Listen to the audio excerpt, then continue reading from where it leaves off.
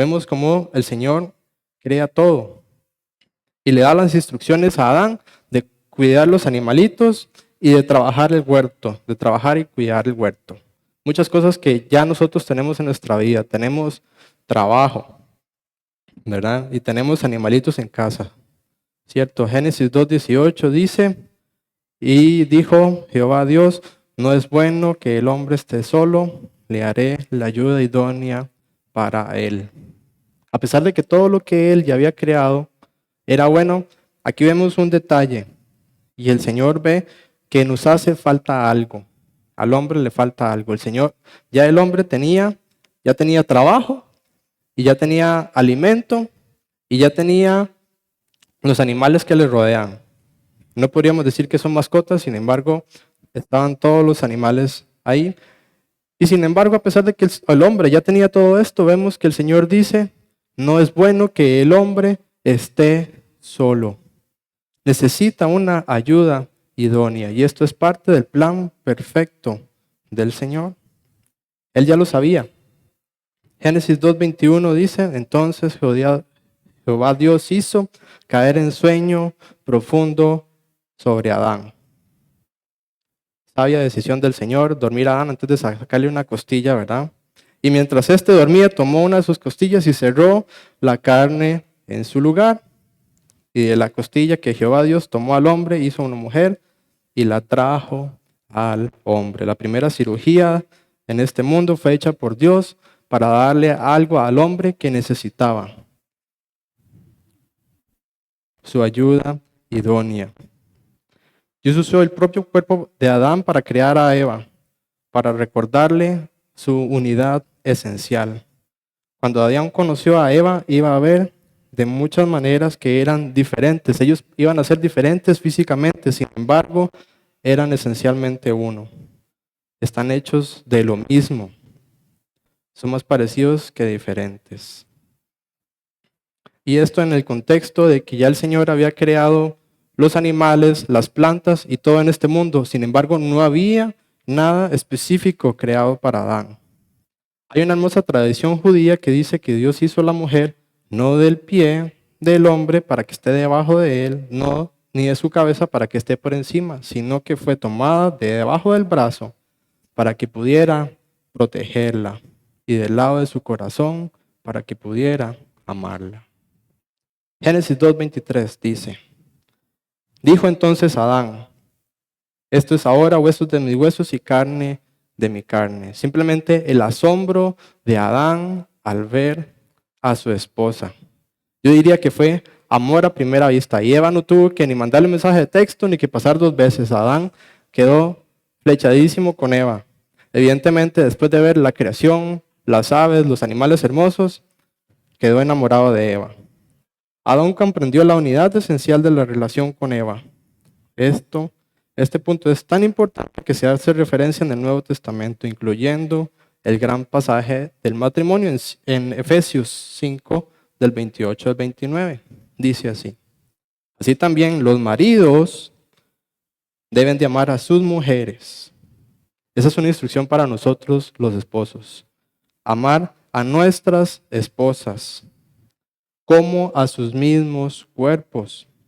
El que ama a su mujer, a sí mismo se ama. Porque nadie aborreció jamás a su propia carne, sino que la sustenta y la cuida, como también Cristo a la iglesia. Aquí vemos la esencia del matrimonio. Esposos, amen a sus esposas porque ellas son parte de usted. Aquí vemos como el Señor sacó la costilla de Adán, que es esencialmente una parte de su cuerpo, una parte de sí, y crea a la mujer. Y lo hace en ese sentido, donde los dos son uno. Porque noten lo siguiente, porque nadie aborreció jamás a su propia carne. Cuando nos casamos, las esposas son parte de nosotros. Y seamos sinceros, nadie entra a una habitación y busca el asiento más incómodo de todos. Nadie llega a un lugar en donde hay sillas cómodas y se sienta en el piso. Todos buscamos cuidar de nosotros mismos. En una relación matrimonial sana, el marido se da cuenta de que la unión esencial que tiene con su esposa no puede bendecirla sin bendecirse a sí mismo y no puede maltratar o descuidar a su esposa sin maltratarse y descuidarse a sí mismo. Entonces, varones, así como nosotros nos cuidamos, como nos preocupamos de estar bien alimentados, hidratados, bañados, de esa misma forma debemos de cuidar a nuestras esposas, entender sus necesidades y velar por su bienestar. Adán reconoció que a pesar de que él y Eva eran uno, ella no era lo mismo que él. Él entendía que dos personas diferentes se convertían en una, y eso lo vemos en 1 Pedro 3:7. Les dice a los esposos que reconozcan que ellos son uno con alguien diferente, alguien a quien tienen que entender. El Señor no solo nos da la instrucción de amar a nuestros esposos, sino además nos dice que tenemos que entenderlas. No dice que sea fácil, dice que hay que hacerlo. Los otros maridos igualmente, vivid con ellas sabiamente, dando honor a la mujer como vaso más frágil, como a coherederas de la gracia de la vida, porque al igual que nosotros son hijas de Dios, para que vuestras oraciones no tengan estorbo. Tenemos una consecuencia clara si nosotros no buscamos entender a nuestras esposas, ni cuidarlas, ni honrarlas como un vaso más frágil.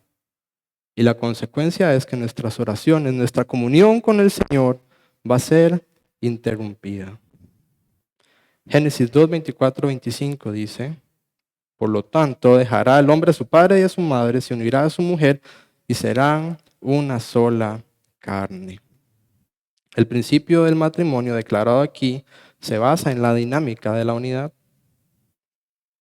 Pero hay una distinción: un hombre y una mujer pueden verdaderamente llegar a estar juntos en una relación de una sola carne, pero ellos deben unirse. Y esto es un hecho espiritual. La idea de una sola carne se toma por muchos como la forma de expresar la unión sexual. La unión sexual está sin duda relacionada con la idea de una sola carne. Pero eso es solo una parte de lo que significa ser una sola carne. También hay importantes dimensiones espirituales de lo que implica ser una sola carne. Implica también cuidar de la salud espiritual de tu esposa. Pablo deja claro que la unión sexual implica el ser una sola carne, incluso cuando no tenemos la intención, cuando un hombre y una mujer tienen relaciones. Cuando un hombre tiene una relación con una prostituta, lo podemos ver en 1 Corintios 6:16, el hombre y la mujer se unen también. Entonces podemos ver cómo el hombre y la mujer se convierten en una sola carne bajo la bendición de Dios durante el matrimonio, o de lo contrario pueden hacerlo bajo la maldición del Señor. El Señor bendice su diseño. Es un diseño del Señor y hay cosas que están guardadas para el matrimonio. A pesar de que el enlace inicial de una relación de una sola carne se puede formar en la primera relación sexual que una pareja tiene, la plenitud de lo que Dios quiere hacer en una relación de una sola carne lleva tiempo.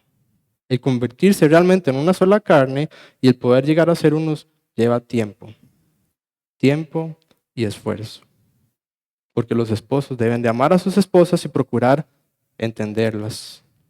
Génesis 2:25, y estaban ambos desnudos, Adán y su mujer, no se avergonzaban. Antes de la caída, Adán y Eva estaban desnudos, no se avergonzaban. La idea de desnudez es mucho más que una desnudez. Ellos estaban abiertos y expuestos, no tenían vergüenza uno del otro. En ese momento no había pecado. Adán y Eva sabían que estaban físicamente desnudos antes de la caída. Sin embargo, no conocían de una condición de pecado porque no había sucedido en ese momento. Aquí vemos entonces cómo el Señor crea el matrimonio. Ahora vamos a ver cómo el matrimonio representa una imagen. Y es esa imagen, esa ilustración de cómo Dios, cómo es la interacción entre el Señor y la iglesia que se muestra en la Biblia. El matrimonio es una imagen de relación del Señor con la iglesia, en donde el esposo es la imagen de Jesús. Y aquí nos la dejaron difíciles a los esposos porque ese es nuestro estándar. No se trata de lo que yo reciba o de ser feliz, sino se trata de como matrimonio vamos a mostrar a Cristo. El hombre, así como Cristo es la cabeza y posee mayor responsabilidad, como el que se debe sacrificar más, el que debe dar más y el que debe mostrar más amor. Vemos cómo el Señor nos dice explícitamente que debemos de amar a nuestras esposas, supliendo sus necesidades, guiando a nuestra familia, animándonos a un amor recíproco. Y la esposa, al igual que la iglesia, debe sujetarse al liderazgo del Señor, respetar y amar a su esposo. Efesios 5, del 22 al 23. Vamos a estar estudiando esta noche. Versículo 22 dice, las casadas estén sujetas a sus propios maridos como al Señor. Y entonces aquí el Señor empieza a definirnos cómo debe de funcionar. El apóstol continúa el pensamiento de Efesios 21. Si pensamos que esto es solo para las esposas, bueno, el apóstol en Efesios 21 nos está hablando de que tenemos que someternos los unos a los otros. Simplemente no podemos andar sin una autoridad. Tenemos que sujetarnos. Siempre tenemos a alguien que es una autoridad sobre nosotros. Tenemos las autoridades terrenales, tenemos también autoridades en el trabajo y aquí no es la excepción. En muchos de los manuscritos antiguos, en Efesios 22, ni siquiera se menciona la palabra someterse. Sin embargo, estamos en el contexto de la sumisión los unos a los otros. Y el apóstol no quiere dejar claro, no quiere dejar por fuera el tema del matrimonio, cómo debería de funcionar. En donde tenemos una cabeza, la cual es el esposo, y la esposa debe de sujetarse a su esposo porque él es la cabeza. Sujetarse significa reconocer que alguien tiene autoridad legítima sobre ti. Significa que reconocemos que hay un orden de autoridad y que eres parte de una unidad, de un equipo. Que como individuos no somos más importantes que el trabajo en equipo y la unidad. Cuando nos sujetamos al Señor, reconocemos la autoridad de Dios y actuamos en consecuencia. Cuando nos sometemos a la policía, reconocemos la autoridad de la policía. Si alguien le para un tráfico, probablemente vamos a hacer todo lo que el tráfico nos diga, porque Él es autoridad sobre nosotros.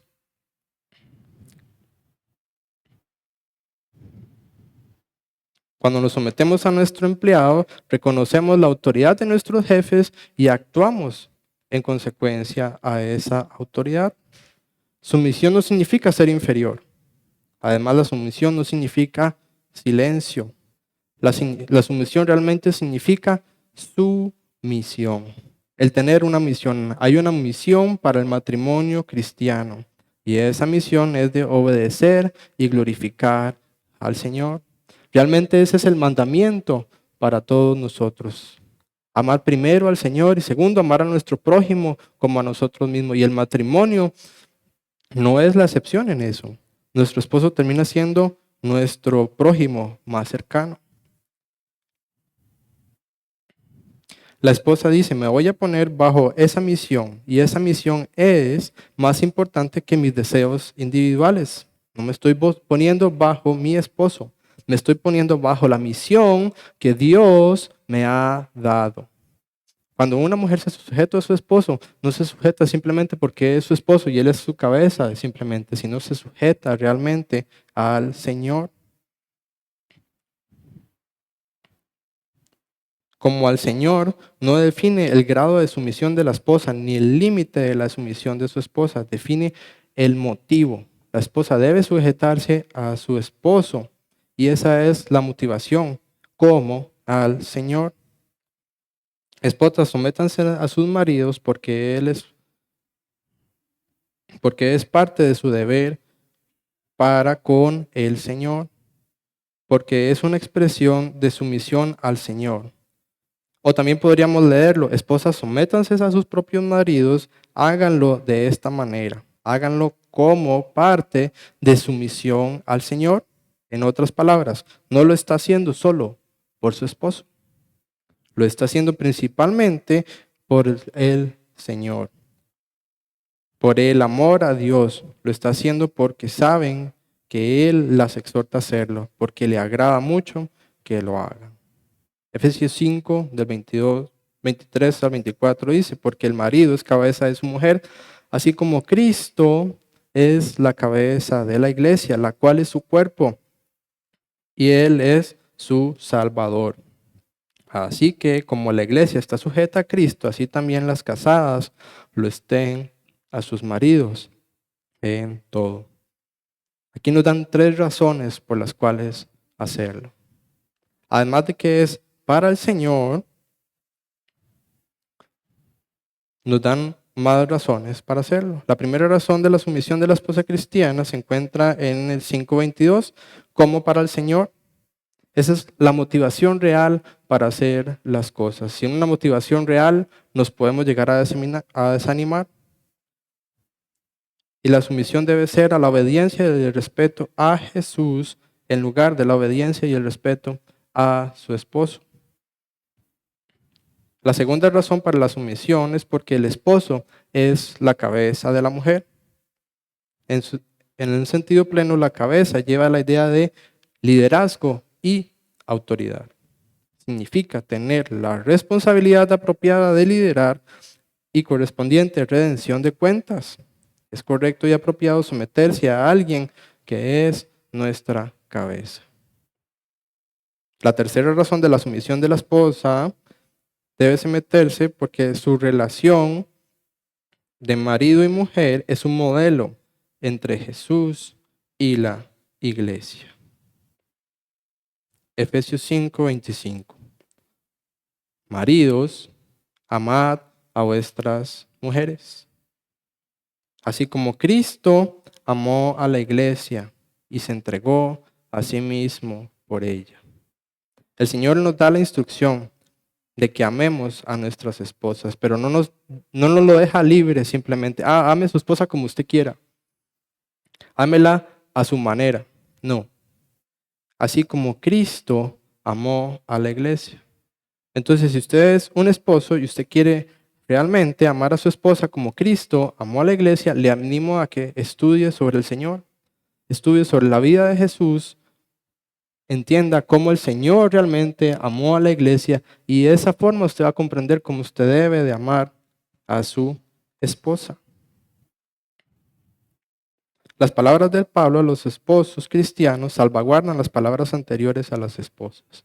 Aunque las esposas deben someterse a sus maridos, es sin nunca excusa a los maridos sean tiranos con ellas. Más bien deben de ser amorosos y compasivos. Segunda de Timoteo 1:7. Porque no nos ha dado Dios espíritu de cobardía, sino de poder, de amor y de dominio propio. Ese es nuestro estándar, esposos. Dios no nos ha dado espíritu. Dios nos ha dado un espíritu de poder, pero también de amor. El poder en su vida cristiana debe ejercerse siempre con amor. No es un poder crudo, no es un poder de un dictador o de un pequeño tirano. No es la idea de un hombre que se arroga ciertos derechos y pisotea los sentimientos de su esposa como un dictador. Ningún marido tiene derecho a decir que es la cabeza de su esposa, a menos de que ame a su esposa. Por lo tanto, el reinado del marido debe ser un reinado, un gobierno de amor, un liderazgo de amor, un amor sacrificial, así como el del Señor. Pablo usó la antigua palabra griega ágape para definir este amor. Y los antiguos griegos tenían 4 palabras diferentes para traducir el amor. Y es importante entender la diferencia entre la palabra ágape que se utiliza aquí versus las otras 4. Y vamos a ver en esencia que la diferencia es que el ágape es una decisión versus un sentimiento o algo o un amor que nazca de nosotros. Eros es una palabra que se utiliza para definir amor. Sin embargo, este es un amor erótico y se refiere a un amor impulsado por el deseo. Estorge es la segunda palabra para amor y se refiere a un amor de familia, el tipo de amor que existe entre un padre y un hijo, un amor impulsado por la sangre. Filia es la tercera palabra por el amor y habla sobre la amistad y el afecto fraterno. Es el amor por la amistad y las asociaciones profundas. El cariño o amor impulsado por intereses y afectos comunes. Tenemos todas estas tres, uno impulsado por deseos, otro impulsado por nuestra sangre y otro impulsado por afectos comunes, por cosas que tenemos en común con otras personas. Sin embargo, ágape, la palabra utilizada aquí es un amor, es una palabra diferente a estas otras. Es un amor insistivo, un amor que surge espontáneamente, no es un amor que surge espontáneamente del corazón. Pablo asume que los deseos, que Eros y Filio están presentes en la relación matrimonial. Los cristianos no deben actuar como si estas cosas no importan en la relación matrimonial, pero sí importan. Pero el verdadero objetivo de Pablo es abordar un tipo de amor superior a los deseos del hombre, el cual es el amor ágape, que el cual es un amor más que una decisión del corazón, una decisión. Es tanto una cuestión de la mente como el corazón, porque elegir amar a los que no lo merecen. Y lo podemos poner en perspectiva con lo que pasó con Cristo. Si recordamos a Cristo en la cruz, Él dice, perdónalo, Señor. ¿Qué tipo de amor es ese contra aquellos que lo acababan de dejar en carne viva y lo estaban matando? Él, aún en ese momento, tenía amor por todas aquellas personas que estaban ahí, que ya le habían dicho daño. Y ese es el tipo de amor que el Señor quiere que los esposos tengan por sus esposas. Ágape tiene que ver con la mente. No es simplemente una emoción que surge espontáneamente de nuestro corazón. Es un principio por el que vivimos deliberadamente. Ágape realmente no tiene mucho que ver con los sentimientos, tiene que ver con una decisión. Estrictamente hablando, ágape no puede definirse como el amor de Dios porque se dice que los hombres ágape al pecado y al mundo en Juan 3:19 y en primera de Juan 2:15. Sin embargo, puede definirse como un amor sacrificado, generoso y absorbente. La palabra tiene poco que ver con las emociones y tiene mucho que ver con la abnegación por el bien del otro. Es un amor que ama sin cambiar. Es un amor que se entrega a sí mismo, que da sin exigir ni esperar retribución. Es un amor tan grande que se puede dar a los que parecieran indignos de amar o que no lo merecen. Es un amor que ama incluso cuando es rechazado. El amor ágape da y ama porque quiere. No exige ni espera retribución del amor dado. Da porque ama, no ama porque recibe. Podríamos leer este pasaje y pensar que Pablo está diciendo lo siguiente: maridos, sean bondadosos con sus esposas, o maridos, sean amables con sus esposas. No hay duda de que esto sería para muchos matrimonios una mejora. Por eso no solo lo escribió de esa forma, lo que realmente quiere decir es: esposos, decidan continuamente practicar la abnegación por amor a sus esposas. Esposos, decidan amar a sus esposas. No necesariamente es un sentimiento, es una decisión. Efesios 5, del 26 al 27 dice: para santificarla, habiéndola purificado en el lavamiento del agua por la palabra, a fin de presentarla a sí mismo una iglesia gloriosa, que no tuviese mancha ni arruga ni cosa semejante, sino que fuese santa y sin mancha. Aquí el Señor nos da la imagen del resultado del matrimonio. una iglesia santificada, purificada, una iglesia gloriosa que no tuviese mancha ni arruga. La actitud de Jesús hacia la iglesia es un modelo para el amor del esposo cristiano por su esposa. Esto muestra que el matrimonio sin amor no agrada a Dios y no cumple su propósito. Ese es el amor dado a los que no lo merecen. Ese es el amor que se da primero, es el amor que puede ser rechazado, pero aún así ama. Cuando Pablo menciona, así como Cristo amó a la iglesia, nos enseñó dos cosas a la vez. Enseñó sobre la naturaleza de la relación entre el marido y su mujer y enseñó sobre la relación entre Cristo y su iglesia. Cada uno ilustra principios importantes sobre el otro. Demuestra que Jesús amó a su iglesia con un amor especial. Jesús ama al mundo y murió por el mundo, pero así como un esposo puede tener un gran amor general por otros, también debe tener un amor especial por su esposa. El Señor Jesús ama a su iglesia desinteresadamente. Es decir, nunca la amó por lo que tiene, sino por lo que es. Usando el amor del esposo ideal como modelo, podríamos decir que Jesús tiene un amor constante por su pueblo, un amor duradero por su pueblo, un amor sincero por su pueblo. Y ese es el estándar que tenemos de amor.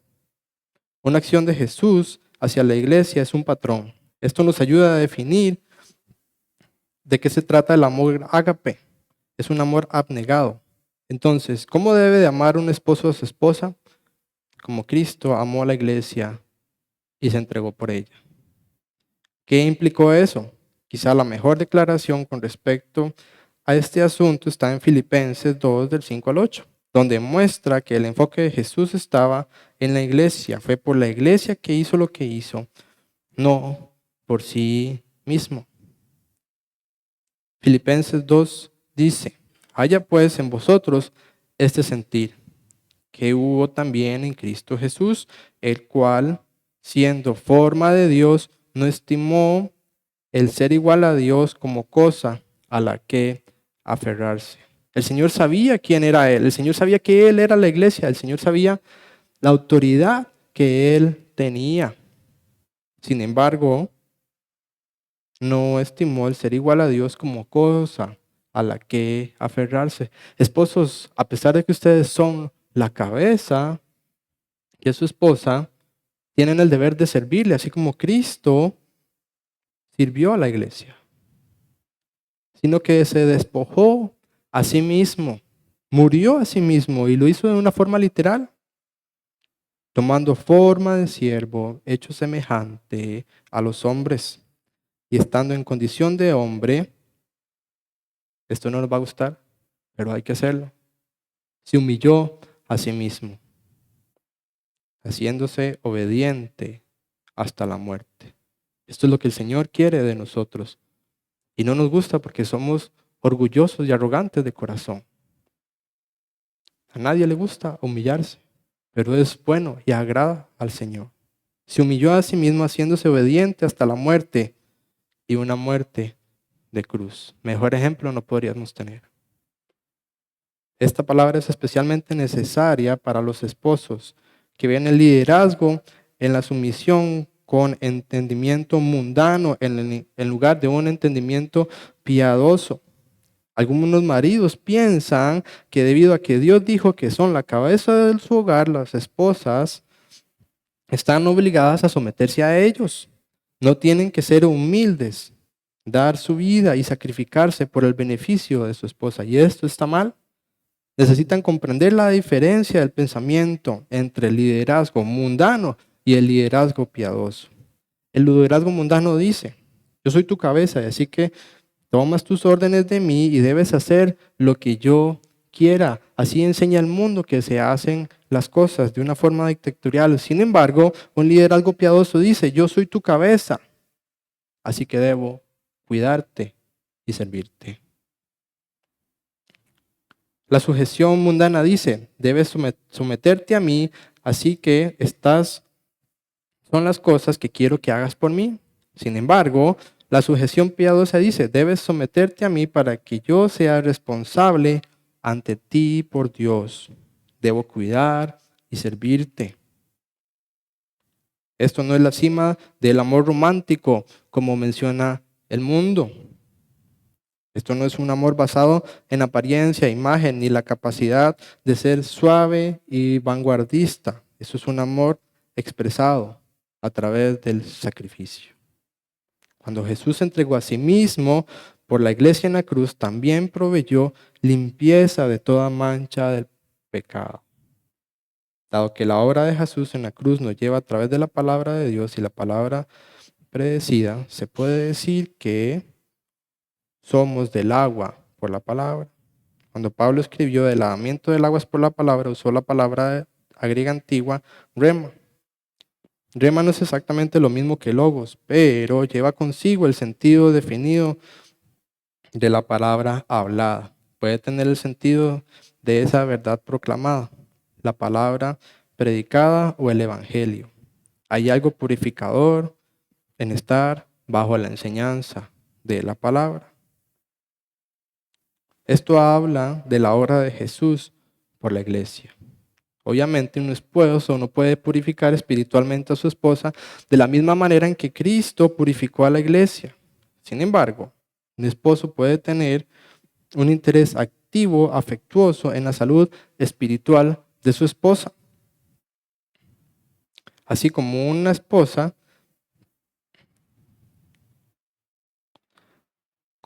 así el esposo puede tener entonces un interés por la salud espiritual de su esposa como sacerdote del hogar y la ayuda a mantenerse limpia en el Señor. Cuando Pablo menciona a fin de presentarse a sí mismo una iglesia gloriosa, esto significa que Jesús mismo comparte sus perspectivas, su futuro con su esposa. Un esposo cristiano también debe compartir sus perspectivas y futuro con su esposa, así como una esposa participará del futuro de su esposo, también compartiremos el glorioso futuro con nuestro Señor Jesús. La idea no es que la novia esté sin mancha ni arruga antes del día de la boda, sino hasta el día de la boda. Somos purificados en el cielo cuando somos unidos a Jesucristo de una manera más allá de toda experiencia previa. Efesios 5, del 28 al 29, dice, así también maridos deben amar a sus mujeres como a sus mismos cuerpos. El que ama a su mujer, se ama a sí mismo. Porque nadie aborreció jamás a su propia carne, sino que la sustenta y la cuida, como también Cristo a la iglesia. La palabra singular como aquí es muy importante. Pablo no dijo, así que los hombres deben amar a sus esposas de la misma manera que aman a sus propios cuerpos. Pablo no dijo eso. Eso sería una mejora en muchos casos, pero ese no es el significado. El significado es, así deben los hombres de amar a sus esposas porque son sus propios cuerpos. Un hombre debe amar a su esposa como a su cuerpo, como parte de sí mismo. Así como Eva fue parte de Adán, sacada de su costado, así la esposa es parte del hombre, porque ella es parte de él. En realidad, esta unión debe dominar en pensamiento y acciones del marido en el matrimonio. La esposa es parte de su esposo. No sentirá esto insistivamente. Hay que enseñárselo. La Biblia en todas las partes lo enseña. Y en otras palabras, el esposo debe entender que él y su esposa no son dos, son uno. Esto significa que para tener éxito en una relación matrimonial debemos pensar y comprender. El mundo se basa en ideas demasiado románticas sobre el amor y los sentimientos para hacer que el matrimonio funcione. Y nunca hace que las personas piensen y comprendan lo que realmente significa el matrimonio. Y con esto podemos recordar lo que significa el amor ágape, el cual es una decisión incluso por aquello que no merece ser amado. El que ama a su mujer se ama a sí mismo. Y esto es dicho simplemente. Cuando amas a tu esposa, te beneficias a ti mismo. Quizás sea mejor ponerlo en negativo. Cuando descuidas a tu esposa, te descuidas a ti mismo y eso termina lastimándote. Todos sabemos lo que es descuidar algo. Por ejemplo, cuando alguien tiene un ruido en el carro y no lo lleva al mecánico a tiempo, ¿qué termina sucediendo? Termina pagando grúa. Esposos, es aún más cierto con respecto a sus esposas porque ellas son parte de ustedes. Solo un tonto descuida su brazo roto, su pierna infectada. Sin embargo, hay muchos maridos necios que lastiman y descuidan a sus esposas y sufren y sufrirán por ello. Cualquier hombre en su zona de juicio va a cuidar de su propia carne, incluso si es solo en sentido de alimentar, vestir y cuidar su propio cuerpo. Sabe que si no lo hace, va a sufrir por ello. De la misma manera, una vez que conozcamos el hecho bíblico de esta unidad, si estamos en nuestro sano juicio, sustentaremos y apreciaremos a nuestras esposas, porque ellas son parte de nosotros. El principio de unidad. Cristo, como también Cristo a la iglesia, también es dominante en la relación entre Cristo y su pueblo. Tenemos unidad, hay unidad en vida. Compartimos la misma vida vital de la resurrección que reside en Jesús mismo. Hay unidad en el servicio, tenemos el privilegio de ser colaboradores del Señor. Tenemos unidad también en sentimientos. Jesús siente una simpatía única por nosotros y nosotros sentimos una simpatía única por Él. Hay unidad porque tenemos necesidad mutua, no podemos existir sin Él y Él no puede existir sin nosotros. Un Salvador necesita a alguien que necesita ser salvado. Hay unidad de nuestra naturaleza, el mismo código genético nos vincula con nuestro Salvador, se hizo hombre por nosotros. Hay unidad de posesión, compartimos las riquezas de su gloria tanto ahora como en el siglo venidero. Hay unidad en la condición presente cuando nuestro Salvador se levantó también, lo es su pueblo con él. Y hay unidad en el destino futuro, seremos glorificados junto con él. Efesios 5:30, porque somos miembros de un cuerpo, su carne y de sus huesos. Pablo trae la analogía de regreso en el círculo. Primero, la relación entre Jesús y la iglesia nos habló sobre la relación de esposo-esposa. Ahora la relación matrimonial nos habla de la relación entre Jesús y su pueblo. Versículo 31 dice, por lo tanto, dejará el hombre a su padre y a su madre, se unirá a su mujer y los dos serán una sola carne. Pablo cita aquí regreso a Génesis 2:24. Relevante para el matrimonio nuestro, que así como el primer hombre y la primera mujer fueron uno. Ella fue tomada de él y luego fue devuelta a él. Así podríamos decir que cada hombre casado hoy que está unido a su mujer, Dios hizo la unión. Los maridos pueden resentirlo, pueden ignorarlo, pero eso no cambia el hecho. Son una sola carne. Muestra el principio fundamental para promover la unidad en el matrimonio. Debe haber un abandono. Hay que dejar algo de las asociaciones anteriores y adherirse, unirse como uno. Versículo 32 dice, grande es este misterio, mas yo digo esto respecto a Cristo y a la iglesia. Sería fácil pensar que el pasaje de Génesis 2:24, también citado en Mateo, solo habla del matrimonio. Pablo quiere que sepamos que también habla de la relación de Cristo y la iglesia. Esto es cierto con respecto al patrón del primer hombre y la primera mujer. La mujer fue creada al principio como el resultado de la operación que Dios hizo sobre el hombre. ¿Cómo surge la iglesia? Como resultado de la operación que Dios realizó en el segundo hombre, su unigénito y amado hijo de en la colina del Calvario. Un sueño profundo cayó sobre Adán y un sueño profundo también cayó sobre el Hijo de Dios. Entregó su espíritu, expiró y allí en su operación fue sacada la iglesia. Así como la mujer fue sacada de Adán, así la iglesia fue sacada de Cristo. La mujer fue sacada del costado del hombre y del costado sangrante y herido del Señor, donde viene la iglesia. También es cierto con respecto al patrón del matrimonio general, nos muestra que Jesús quiere más una relación que una relación externa y superficial, sino que Él quiere que seamos uno. Nos muestra que hay un sentido en que Jesús está incompleto sin nosotros. Adán está incompleto sin Eva y podemos decir que Eva compensa la plenitud de Adán y compensa lo que le faltaba.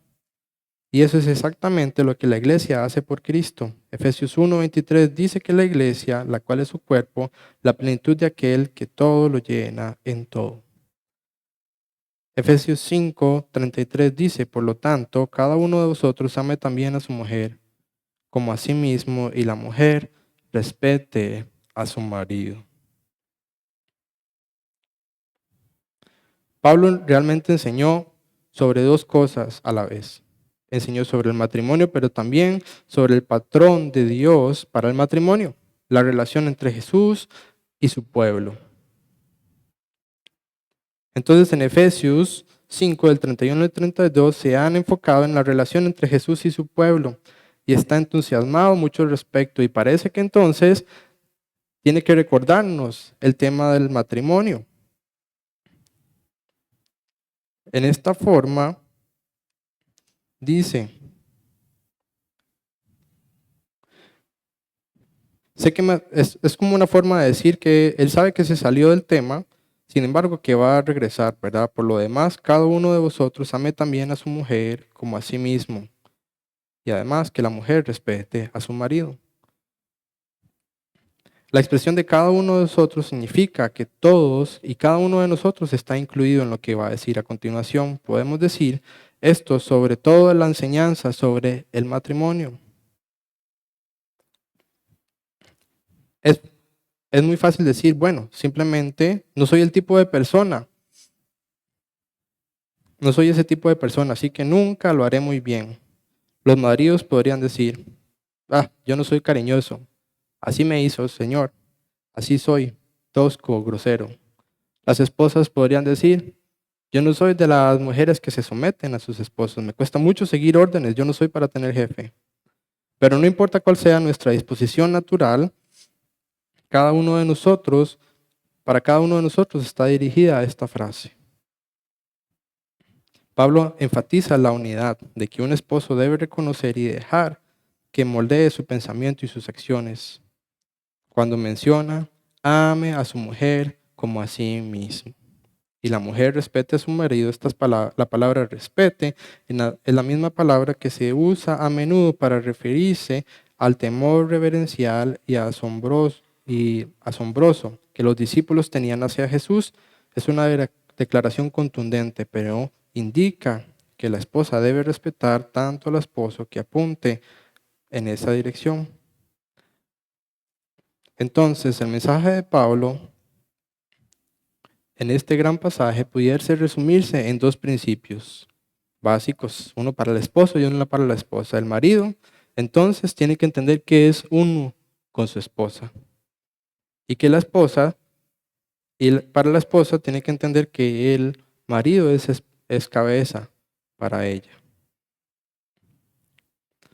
Entonces, el día de hoy vimos cómo el Señor diseñó el matrimonio. Él hizo todo y vio que todo era bueno. Vio que a Adán le faltaba algo. A pesar de que ya tenía todo en este mundo, le faltaba algo, su ayuda idónea. Y de él desprende una costilla para darle a su esposa. Además de eso, el Señor nos da la imagen el patrón que deberíamos de seguir para el matrimonio, en donde es la relación que Cristo tuvo por su iglesia, cómo el esposo debe tener ese amor sacrificial por su esposa, así como él amó a la iglesia y cómo la esposa debe de sujetarse a su esposo. Y la motivación para hacer las dos cosas es porque esto agrada al Señor. A diferencia del mundo que muestra un romanticismo, un amor recíproco, algo emocional, esto es más allá que eso. El amor que se debe mostrar es un amor que es una decisión el uno por el otro. No es una opción. Y a pesar de que a veces las cosas no salgan bien, el esposo es el que tiene la responsabilidad incondicional de amar a su esposa. Entonces, esposos y esposas, si queremos tener un mejor matrimonio, vengamos a la Biblia y estudiemos lo que realmente el Señor quiere para nosotros. Y lo que lo hace muchas veces difícil es que queremos hacer las cosas a nuestra manera. Si cada uno hiciera y siguiera el diseño del Señor, las cosas serían mejor. Pero muchas veces nos enfocamos en nosotros mismos en lugar de enfocarnos en lo que el Señor realmente quiere en nuestras vidas. Y oramos para que el Señor nos dé una salida, para que el Señor nos ilumine y nos dé sabiduría. Pues aquí está la sabiduría. Neguémonos a nosotros mismos, obedezcamos al Señor y ahí es donde tendremos la bendición de Él. Oremos.